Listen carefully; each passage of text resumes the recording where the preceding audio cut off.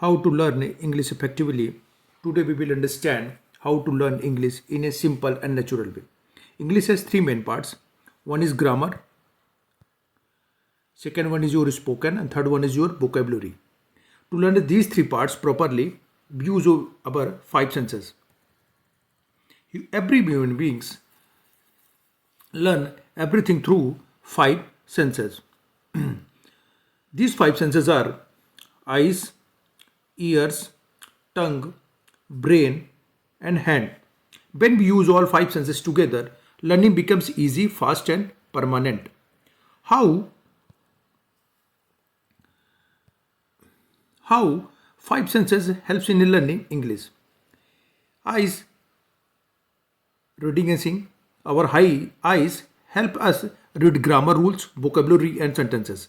When we read books, notes, subtitles, and dialogues, our eyes collect information so that our reading improves grammar understanding, sentence structure, and new words. Our ears help us listen to correct pronunciation and spoken English. When we listen to English songs, English video, and conversations wherever you want, you can listen conversations either in TV or mobile, wherever you want. We learn correct sounds, we learn natural speaking style, we learn new vocabulary. Listening improves spoken English naturally. So this is the most important part in the process of learning English. Third one is your tongue. The tongue helps us speak English. Speaking is very important because language lives in speaking. Confidence comes from speaking. When we speak daily sentences aloud, we practice grammar and vocabulary automatically. Fourth one is your brain. The brain connects grammar, spoken English, and vocabulary. The brain helps us to understand rules, to understand in the formation of the sentences, and it also helps to think in English. When you start thinking in English, your fluency improves faster. Last one is your hands. Hands help us write English.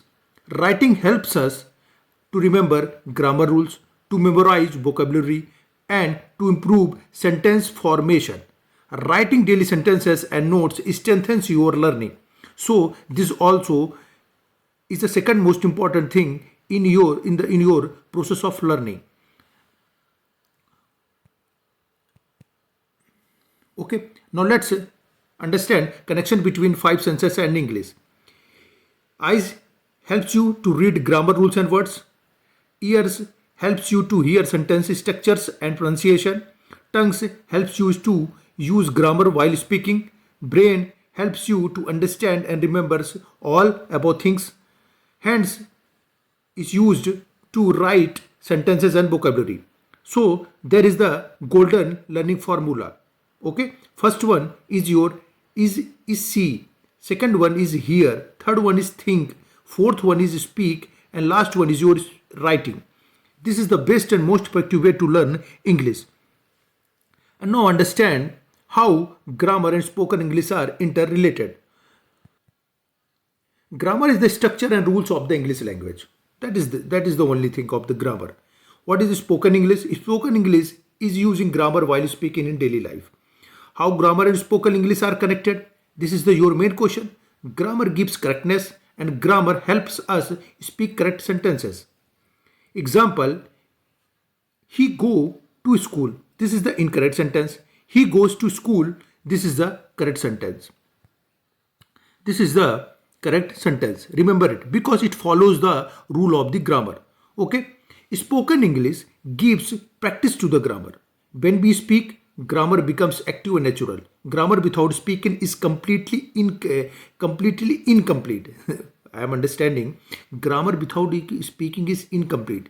If you know the grammar, don't use it. 1 minute.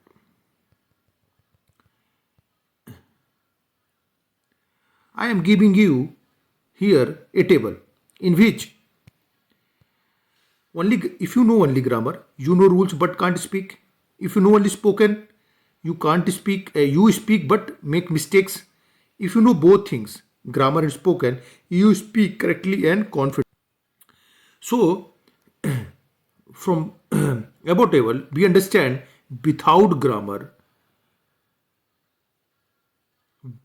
is without grammar and without spoken English. Only grammar, you know rules, but you cannot speak confidently.